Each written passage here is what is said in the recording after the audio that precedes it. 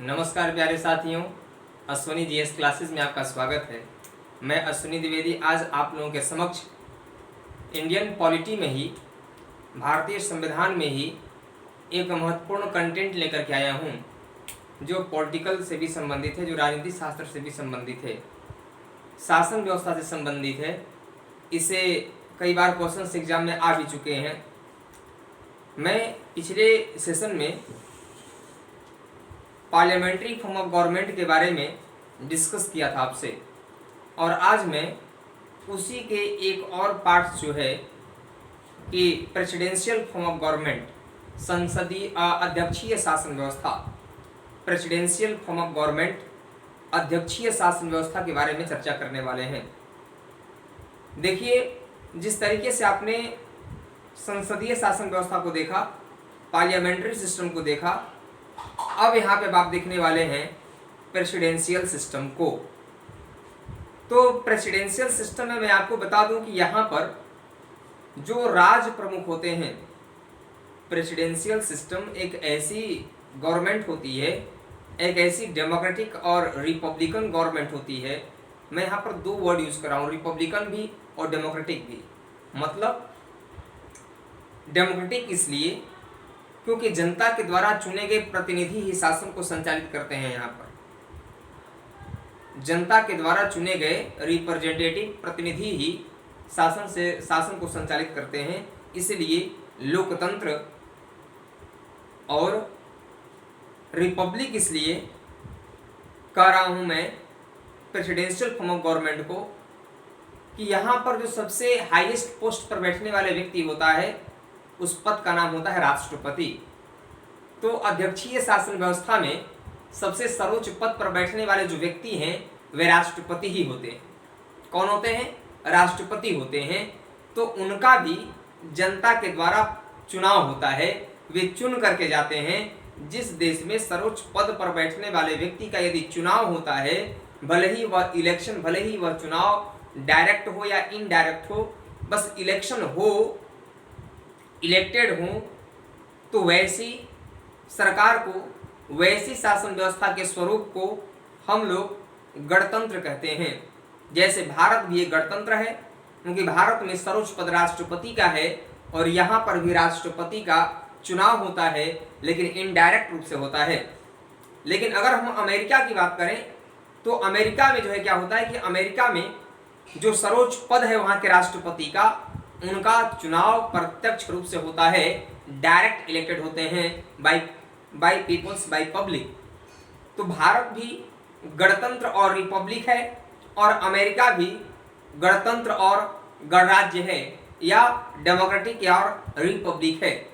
मेरे प्यारे दोस्तों, तो अध्यक्षीय शासन व्यवस्था ऐसी शासन व्यवस्था को कहते हैं कि जहां पर लोकतंत्र, गणतंत्र दोनों होते हैं।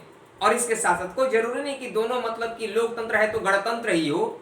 जैसे ब्रिटेन में भी लोकतंत्र है, लेकिन ब्रिटेन में तो गणतंत्र नहीं है। समझ रहे हैं बात को? तो संसदीय शासन व्यवस्था एक ऐसी लोकतांत्रिक और गणतंत्रात्मक शासन व्यवस्था को कहा जाता है जहां पर राज्य का अध्यक्ष, जहां पर राज्य का अध्यक्ष और जहां पर सरकार का अध्यक्ष, मतलब राज्य का अध्यक्ष और सरकार का अध्यक्ष एक ही चीजें हैं। सरकार का अध्यक्ष जानते हैं आप किसे कहते हैं? जैसे हमारे यहाँ सरकार का प्रमुख होता है प्रधानमंत्री और राष्ट्रपति राष्ट्र का प्रमुख होता है। उसी तरह से अमेरिका में अगर हम चलेंगे, जहां पर राज्य प्रमुख या सरकार प्रमुख और राष्ट्र प्रमुख एक ही व्यक्ति हो, एक ही व्यक्ति दोनों हो, वह राज्य प्रमुख भी होता है और राष्ट्र प्रमुख भी होता है। जिस देश में ऐसी शासन व्यवस्था, जिस देश में राष्ट्राध्यक्ष और राज्याध्यक्ष दोनों एक ही व्यक्ति हो, उसे ही हम लोग कहते हैं अध्यक्षीय शासन व्यवस्था। मेरे प्यारे दोस्तों, जहां पर भी अध्यक्षीय शासन व्यवस्था है, अध्यक्षीय शासन व्यवस्था अगर देखा जाए तो मोस्टली मुख्य रूप से अमेरिका में विशेष रूप से पाया जाता है, और वो भी लैटिन अमेरिकन कंट्रीज में। जितने भी लैटिन अमेरिकन कंट्रीज हैं वहां पर अध्यक्षीय शासन व्यवस्था का स्वरूप पाया जाता है। प्यारे दोस्तों, संसदीय शासन व्यवस्था तो मैं आपको बता चुका हूं यहाँ पर शासन व्यवस्था के दो प्रमुख होते हैं। यहाँ पर दो प्रमुख होंगे, एक रियल हेड, एक नॉमिनल हेड। लेकिन अध्यक्षीय शासन व्यवस्था जो है वहां पर केवल एक ही प्रमुख होंगे, वहां पर दो प्रमुख नहीं होते। जबकि संसदीय में राज्य प्रमुख अलग होंगे और राष्ट्र प्रमुख अलग होंगे प्यारे दोस्तों। तो वहां पर संसदीय शासन व्यवस्था में दोनों अलग अलग होंगे, लेकिन अध्यक्षीय शासन व्यवस्था में दोनों का प्रमुख एक ही होता है। राज्य प्रमुख भी और राष्ट्र प्रमुख भी राष्ट्रपति ही होता है। जैसे अमेरिका में और लैटिन अमेरिकन कंट्रीज जो हैं आपके, यहाँ पर अध्यक्षीय शासन व्यवस्था पाया जाता है। एक और विशेषता आपको बता दूं, जहां पर भी अध्यक्षीय शासन व्यवस्था है वहां पर जो उनकी लेजिस्लेटिव और एग्जीक्यूटिव है, इन दोनों के बीच में क्लोजेस्ट रिलेशन नहीं पाया जाता है। क्लोजेस्ट रिलेशन नहीं पाया जाता है। क्लोजेस्ट रिलेशन संसदीय में पाया जाता है, संसदीय शासन के स्वरूप में पाया जाता है। अध्यक्षीय शासन व्यवस्था के स्वरूप में, अध्यक्षीय शासन व्यवस्था के स्वरूप में प्यारे दोस्तों वहां पर जो है क्लोजेस्ट रिलेशन नहीं पाए जाते हैं कार्यपालिका और विधायिका में, जबकि संसदीय में पाए जाते हैं। इसलिए नहीं पाए जाते अध्यक्षीय शासन व्यवस्था में क्योंकि अध्यक्षीय शासन व्यवस्था में शक्तियों के पृथक्करण का सिद्धांत पूर्ण रूपेण लागू होता है। जो सेपरेशन ऑफ पावर की जो थ्योरी है जिसे मॉन्टेस्क्यू ने दिया था, इस थ्योरी को पूर्णतः पालन किया जाता है वहां पर। इसीलिए अध्यक्षीय शासन व्यवस्था में कार्यपालिका और विधायिका में घनिष्ठ संबंध नहीं होते हैं वहां पे। हमारी बातें समझ में आ रही है। और एक चीज और, जैसे संसदीय में आपने देखा था कि executive is responsible on legislative, कार्यपालिका विधायिका के प्रति उत्तरदायी होती है संसदीय में, लेकिन अध्यक्षीय शासन व्यवस्था में, अध्यक्षीय parliamentary form of government, presidential form of government में, तो प्रेसिडेंशियल फॉर्म ऑफ गवर्नमेंट में एक वहां पर सबसे बड़ी आप बात याद करेंगे कि वहां की जो कार्यपालिका है, एग्जीक्यूटिव है, वह लेजिस्लेटिव के प्रति रिस्पॉन्सिबल नहीं होती। प्रेसिडेंशियल फॉर्म ऑफ गवर्नमेंट में जो एग्जीक्यूटिव है वह लेजिस्लेटिव के प्रति रिस्पॉन्सिबल नहीं होती है, जबकि संसदीय शासन व्यवस्था में जो एग्जीक्यूटिव होती है वह लेजिस्लेटिव के प्रति रिस्पॉन्सिबल होती है।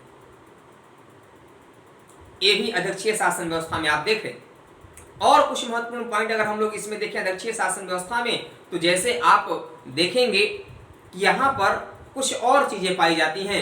जैसे यहाँ की जो सरकारें होती है ना, वो अपना 5 साल पूरा करती हैं और अस्थायी सरकार कही जाती हैं, क्योंकि यहाँ पर सरकारें गिरने की कोई संभावना नहीं होता। 5 साल पहले सरकार गिरती नहीं है। यहाँ पर प्रेसिडेंशियल फॉर्म ऑफ गवर्नमेंट में, अध्यक्षीय शासन व्यवस्था में यहाँ की सरकारें पूरे 5 वर्ष पूरा करती हैं और अस्थायी सरकार कही जाती हैं। समझ गए। और यहाँ पर शक्तियों का पृथक्करण, सेपरेशन ऑफ पावर स्पष्ट तरीके से काम करता है मेरे प्यारे दोस्तों। अब देखिए, अगर सेपरेशन ऑफ पावर का मतलब क्या होता है, तो separation of powers means powers are divided between different organs of government, means legislative, executive and judiciary में पावर्स का जो डिस्ट्रीब्यूशन है, जो बंटवारा है, वह स्पष्ट तरीके से शक्तियों का बंटवारा किया जाता है प्यारे दोस्तों। ये रहा आपका अध्यक्षीय शासन व्यवस्था। अब अगर अध्यक्षीय शासन व्यवस्था में हम अगर कुछ और चीजों को देखें तो यहाँ पर और क्या होता है, तो यहाँ पर एक चीज और होता है प्यारे दोस्तों कि राष्ट्र जो होता है ना, यहाँ पर राष्ट्र लोगों की पसंद का प्रत्यक्ष प्रतिबिंब होता है। जो राष्ट्र जो है यहाँ पर लोगों के, राष्ट्र जो होता है यहाँ पर लोगों की पसंद का प्रत्यक्ष प्रतिबिंब है, क्योंकि यहाँ पर जो राष्ट्राध्यक्ष होते हैं उनका चुनाव जनता प्रत्यक्ष रूप से करती है, डायरेक्ट करती है, जिसे पसंद करती है उसे चुनती है। इसलिए यहाँ पर जो पब्लिक के द्वारा जो राष्ट्राध्यक्ष चुने जाते हैं वह लोगों के पसंद का प्रत्यक्ष प्रतिबिंब माना जाता है, सिंबलाइज माना जाता है प्यारे दोस्तों। अगर हम और देखें यहाँ पर तो बेहतर प्रशासन चलता है। अध्यक्षीय शासन व्यवस्था में बेहतर प्रशासन होता है। बेहतर प्रशासन इस तरीके से होता है क्योंकि यहाँ पर जो है सो सरकार जो भी पद में बैठते हैं उनको अपनी सरकार गिरने का कोई चिंता नहीं रहता, इसलिए वे नीतियों का निर्धारण बहुत ही स्पष्ट तरीके से करते हैं। और जब नीतियों का निर्धारण जिस देश में स्पष्ट तरीके से होगा, बिना अबाध गति से होगा, वहाँ का विकास स्तर जरूर थोड़ा सा संसदीय शासन व्यवस्था की अपेक्षा आगे रहेगा ही रहेगा, क्योंकि संसदीय शासन व्यवस्था में डिसीजन लेने में यहाँ डिले होते हैं, डिले होता है, क्योंकि आप जान ही रहे हैं कि भारत में अगर संसदीय शासन व्यवस्था है तो भारत में संसदीय शासन व्यवस्था, देखिए प्यारे दोस्तों, वैसे तो संसदीय शासन व्यवस्था का जनक ब्रिटेन को कहा जाता है, father of parliamentary form of government Britain को कहा जाता है, लेकिन भारत का एग्जांपल इसलिए दे रहा हूं कि आप भारत में रहते हैं और भारत में रहने वाले जो मेरे प्यारे स्टूडेंट्स हैं उनको स्पष्ट तरीके से चीजें समझ में आ जाएं, और जो भी उनसे एग्जाम में क्वेश्चंस पूछे जाएंगे वे मोस्टली, अधिकतर ये संभावना ज्यादा रहती है,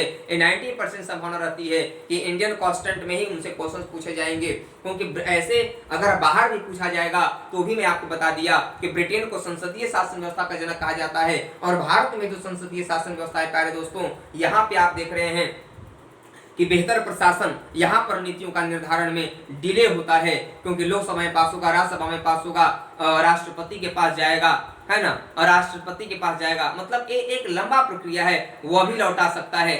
लेकिन अध्यक्षीय शासन व्यवस्था जहां पर है प्यारे दोस्तों, अध्यक्षीय शासन व्यवस्था में प्रशासन बहुत ही अच्छे तरीके से संचालित किया जाता है, क्योंकि वहां पर संचालित करने वाले जो व्यक्ति होते हैं, जो राष्ट्राध्यक्ष होते हैं, उनको कोई भी इसका डर नहीं रहता कि हमारे सरकारें गिर जाएंगी, बीच में हम 5 साल पूरा नहीं, हम 4 साल पूरा नहीं करने पाएंगे, क्योंकि अमेरिका में जो वहां पे जो कार्यकाल होता है प्रेसिडेंट का प्यारे दोस्तों, वह 4 वर्षों का होता है।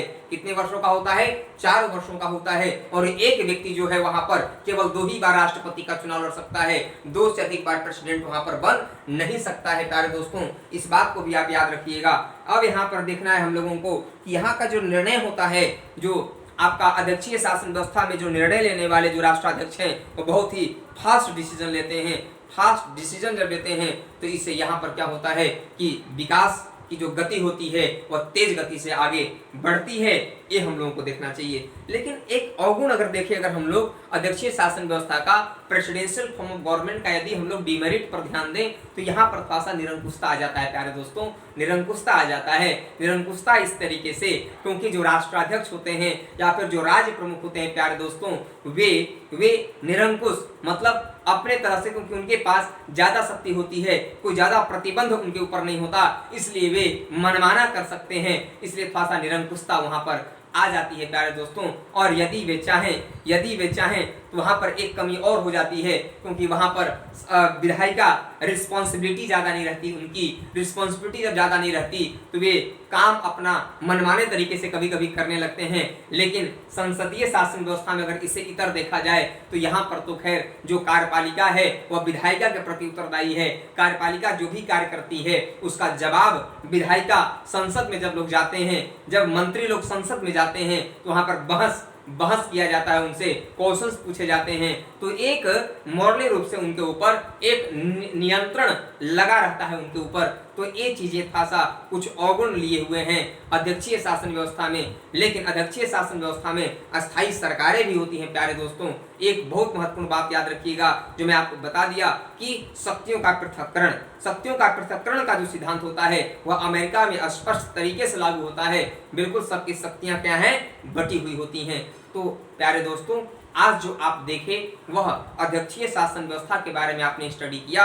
इसमें कुछ महत्वपूर्ण पॉइंट को मैं रिकॉल कर देता हूं कि किन किन बातों को मैंने आपको बताया। प्यारे दोस्तों, मैंने इसमें आपको बताया कि राष्ट्राध्यक्ष और राज्य प्रमुख जो होते हैं वह एक ही व्यक्ति होता है अध्यक्षीय शासन व्यवस्था में। और अध्यक्षीय शासन व्यवस्था ऐसी शासन को कहते हैं, अध्यक्षीय शासन व्यवस्था ऐसे लोकतांत्रिक और गणतांत्रिक शासन को कहा जाता है जहां पर राष्ट्राध्यक्ष और राज्य अध्यक्ष एक ही व्यक्ति होता है, और यहाँ पर एग्जीक्यूटिव और लेजिस्लेटिव में रिलेशन नहीं पाए जाते, और एग्जीक्यूटिव लेजिस्लेटिव के प्रति रिस्पॉन्सिबल नहीं पाई जाती है प्यारे दोस्तों। ठीक ना? सेपरेशन ऑफ पावर की जो थ्योरी है वह बिल्कुल स्पष्ट तरीके से इम्प्लीमेंट किया जाता है, जिसके तहत सरकार के तीनों अंगों में शक्तियों का स्पष्ट बंटवारा कर दिया जाता है प्यारे दोस्तों।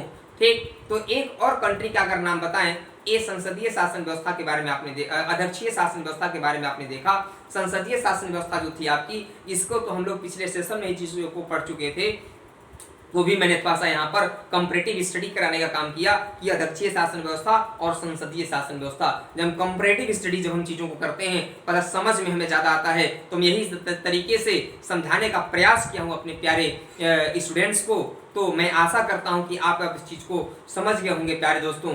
एक लाइन और याद रखिएगा यहाँ पर, एक फ्रांस एक ऐसा देश है, फ्रांस एक ऐसा कंट्री है कि फ्रांस में वहां पर पार्लियामेंट्री फॉर्म ऑफ गवर्नमेंट और प्रेसिडेंशियल फॉर्म ऑफ गवर्नमेंट दोनों के फीचर्स पाए जाते हैं, दोनों के लक्षण पाए जाते हैं प्यारे दोस्तों, दोनों के लक्षण पाए जाते हैं।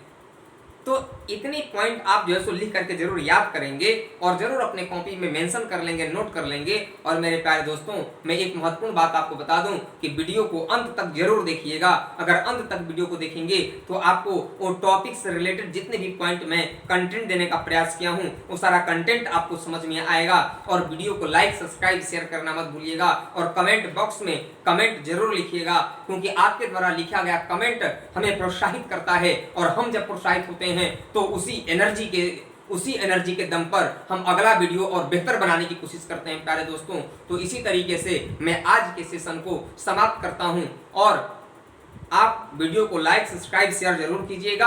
आज के लिए नमस्कार।